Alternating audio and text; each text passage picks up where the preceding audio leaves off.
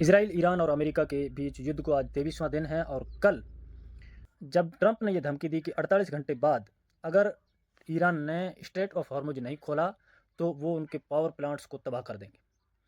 इसके बाद सामने आए ईरान के आईआरजीसी के प्रवक्ता जनरल इब्राहिम जुल्फ़िकारी और उन्होंने कहा कि हम ऐसी किसी भी तरीके की धमकी से नहीं डरते हैं और इन धमकियों का जवाब हम युद्ध के मैदान में देंगे। अगर अमेरिका ने किसी भी तरीके के हमारे पावर प्लांट या इंफ्रास्ट्रक्चर पर हमला किया तो हम उसी वक्त बिना किसी देरी के अरब के सारे इंफ्रास्ट्रक्चर जिस पर अमेरिका और इसराइल की भागीदारी है तबाह कर दी जाएंगी।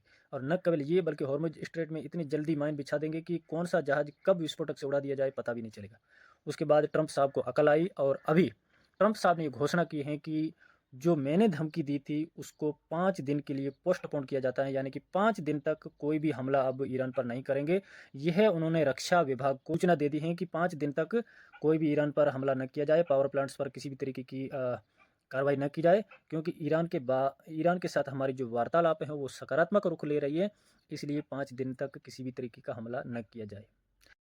बस हवा निकल गई। ट्रंप साहब अब समझ चुके हैं कि ईरान की जो मिसाइलें नई आ रही हैं वो पहले से भी कहीं ज़्यादा खतरनाक हैं और इस चीज़ से रूस ने पहले से ही आगाह कर दिया था इसराइल और अमेरिका को कि आपके जो दिमाग में भूत हैं वो 10 साल पहले का है, यानी 15 साल पहले जो ईरान था आप उसी के अकॉर्डिंग चल रहे हो। लेकिन हमने देखा है, हमें पता है, हमारे पास खुफिया जानकारी है कि इसराइल के पास ऐसी मिसाइलें हैं जो अमेरिका के पास भी नहीं है। तो इसलिए इस युद्ध को अगर वर्ल्ड वार से बचाना है तो किसी भी तरीके से समझौता करके और खुद को विजेता घोषित करके इस जंग से बाहर जितना जल्दी हो सके और निकलो।